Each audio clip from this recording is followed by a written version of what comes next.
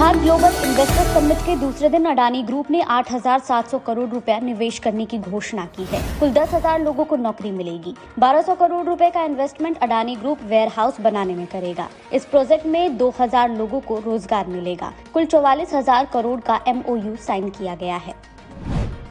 PM Modi के गढ़ वाराणसी में होने वाली सीएम नीतीश कुमार की रैली रद्द कर दी गई। जगह नहीं मिलने की वजह से ये फैसला लेना पड़ा। मंत्री श्रवण कुमार ने इसे उत्तर प्रदेश सरकार की साजिश बताया है। मोतिहारी में हर्ष फायरिंग के दौरान गोली लगने से 9 साल के एक बच्चे की मौत हो गई। गोली उसके जबड़े को चीरती हुई निकल गई थी। मृतक के परिजनों ने मामला दबाने के लिए शव को दफना दिया। पुलिस ने डेड बॉडी बरामद कर ली है। निलंबित IPS अधिकारी आदित्य कुमार को पटना हाई कोर्ट से बड़ी राहत मिली है। कोर्ट ने शराब मामले में दर्ज FIR रद्द कर दी है। आदित्य पर इसी केस को खत्म करवाने के लिए चीफ जस्टिस के नाम से तत्कालीन DGP को फेक कॉल करवाने का आरोप है। बीजेपी ने नीतीश कुमार के डर से मध्य प्रदेश में यादव मुख्यमंत्री बनाया है। राजस्थान और छत्तीसगढ़ में नए चेहरों को मौका दिया है। ये कहना है बिहार सरकार के मंत्री रत्नेश सदा का। उन्होंने कहा, मुख्यमंत्री के टक्कर के नहीं है PM मोदी। भोजपुरी एक्ट्रेस अक्षरा सिंह आज पटना में महिला थाने पहुंची। उन्होंने IT एक्ट में कुछ यूट्यूबरों पर FIR दर्ज कराई है। आरोप लगाया है कि सोशल मीडिया पर उनकी छवि खराब की जा रही है। आधिकारिक तौर पर पुलिस कुछ नहीं बता रही है। मामला पवन सिंह से जुड़ा बताया जा रहा है। बिहार में पछुआ हवा चलने से कपकपी बढ़ गई है। 8 शहरों का तापमान 10 डिग्री सेल्सियस के नीचे दर्ज किया गया है। भागलपुर 8 डिग्री सेल्सियस के साथ सबसे ठंडा जिला रहा। 6 दिनों में राजधानी पटना का तापमान 5 डिग्री सेल्सियस नीचे गिर गया है।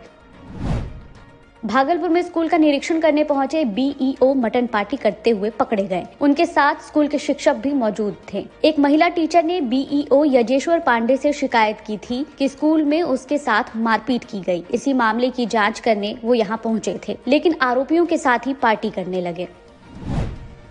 पूर्णिया में मृत्यु भोज नहीं देने पर एक शख्स की गर्दन मरोड़कर हत्या कर दी गई। मृतक की पहचान कमलेश्वरी मंडल के रूप में की गई है। बताया जा रहा है कि अपने भाई का मृत्यु भोज ससुराल में किए जाने से आरोपी नाराज था। बेतिया में लॉरेंस बिश्नोई गैंग के नाम पर व्यापारी से 15 लाख रुपए फिरौती मांगने का मामला सामने आया है। पैसा न देने पर जान से मारने की धमकी दी गई है। व्यवसायी को धमकाने के लिए बदमाशों ने नेपाल के फोन नंबर का इस्तेमाल किया। पीड़ित ने सिकटा थाने में रिपोर्ट दर्ज कराई है।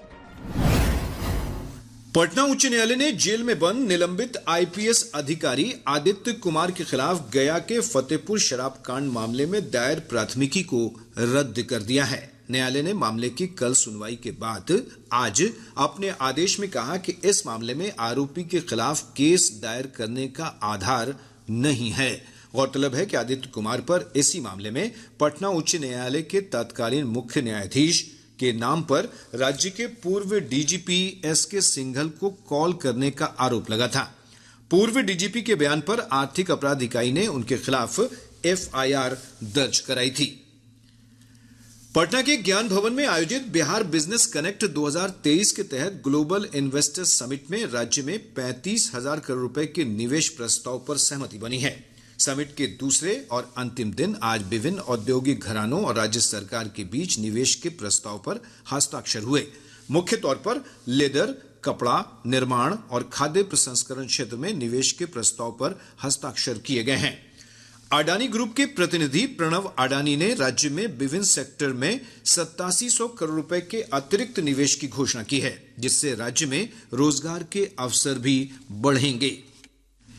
इससे पूर्व मुख्यमंत्री नीतीश कुमार ने समिट को संबोधित किया। श्री कुमार ने कहा कि राज्य में उद्योगों के विकास के लिए विशेष प्रोत्साहन नीति के तहत निवेशकों को सभी सुविधाएं दी जा रही हैं।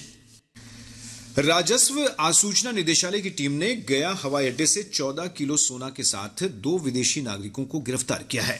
ये दोनों नागरिक म्यांमार के बताए जा रहे हैं। DRI की टीम ने 4 स्थानीय तस्करों को भी गिरफ्तार किया है। बरामद सोना की कीमत लगभग 8.25 करोड़ रुपए बताई जा रही है। पकड़े गए लोगों से पूछताछ जारी है। मुख्यमंत्री नीतीश कुमार की आगामी 24 दिसंबर को वाराणसी में प्रस्तावित रैली स्थगित कर दी गई है। जदयू के वरिष्ठ नेता और राज्य सरकार के मंत्री श्रवण कुमार ने बताया कि रैली के लिए जगह नहीं मिलने के कारण इसे स्थगित कर दिया गया है। उन्होंने कहा कि जल्द ही अगली तारीख की घोषणा की जाएगी। नई दिल्ली के जवाहरलाल नेहरू स्टेडियम में आयोजित किए जा रहे खेलो इंडिया पैरा गेम्स में नालंदा के झंडू कुमार ने रजत पदक जीता है। जिले के हरनौत निवासी झंडू ने भारोत्तोलन स्पर्धा में यह पदक प्राप्त किया। उन्होंने 72 किलोग्राम कैटेगरी में 157 किलोग्राम भार उठाकर यह उपलब्धि हासिल की है। झंडू की सफलता पर पूरे जिले में खुशी का माहौल है और बधाइयों का तांता लगा हुआ है। राजधानी पटना समेत प्रदेश के अधिकतर भागों में पछुआ हवा के प्रभाव से ठंड में बढ़ोतरी हो रही है। न्यूनतम तापमान के साथ ही अधिकतम तापमान में भी कमी दर्ज की गई है। प्रदेश के अधिकतर भागों में अधिकतम तापमान औसतन 24 डिग्री सेल्सियस दर्ज किया गया। पिछले 24 घंटों के दौरान भागलपुर जिले का सबौर प्रदेश का सबसे ठंडा स्थान रहा, जहां का न्यूनतम तापमान 7 डिग्री सेल्सियस रिकॉर्ड किया गया। मौसम विज्ञान केंद्र पटना के वैज्ञानिक शैलेंद्र कुमार पटेल ने बताया कि अगले 4 दिनों के दौरान प्रदेश के अधिकतर भागों के मौसम में विशेष परिवर्तन की संभावना नहीं है। अगले कुछ दिनों के दौरान दिन और रात के तापमान में मामूली गिरावट हो सकती है, लेकिन कोई उल्लेखनीय गिरावट का पूर्वानुमान नहीं है। अधिसंख्य जिलों में वायुमंडल के निचले स्तर पर मंद गति की उत्तरी पश्चिमी हवा, हल्के से मध्यम कोहरा, मौसम शुष्क, स्वच्छ आकाश के बीच हंगामा। लोकसभा में कल हुई सुरक्षा चूक पर संसद के दोनों सदनों में आज दिन भर गतिरोध बना रहा। आज की कार्यवाही के दौरान विपक्षी सदस्यों के शोर शराबे के कारण दोनों सदनों की कार्यवाही कई बार स्थगित की गई। आज सुबह लोकसभा की कार्यवाही जैसे ही शुरू हुई, कांग्रेस, टीएमसी, जनता दल यूनाइटेड समेत विभिन्न विपक्षी पार्टियों के सांसदों ने सुरक्षा में हुई चूक के मुद्दे पर नारेबाजी शुरू कर दी। ये सभी इस मुद्दे पर सरकार से वक्तव्य देने की मांग कर रहे थे। अध्यक्ष ओम बिरला ने कहा कि संसद की सुरक्षा को लेकर सभी को चिंता है। उन्होंने कहा कि संसद की सुरक्षा लोकसभा सचिवालय के पास है और सरकार सुरक्षा से संबंधित मुद्दों पर हस्तक्षेप नहीं करती है।